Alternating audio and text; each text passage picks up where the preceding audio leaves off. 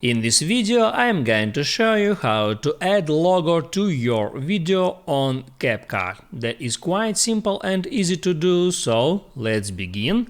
And first open up Capcut application and hit on that big plus sign to start new project. Now there just add some video, select it and hit on add. And now to be able to add logo on that video, all you have to do is to hit there add stickers, there hit on stickers again, and there would be the list of Capcut stickers. You can switch between them. But if you want to add there your custom logo, just drag this toolbar to the right until it shows up this icon. Just hit on it and it opens up your gallery. So now you can select some file.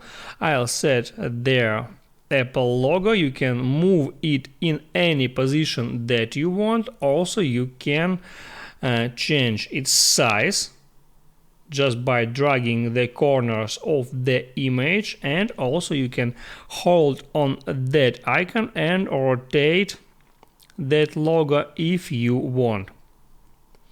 And also there you can change the duration of that logo. You can drag the edge of this row until it becomes similar as your video row. And when you finish, just hit there add arrow icon to export that video to your camera roll.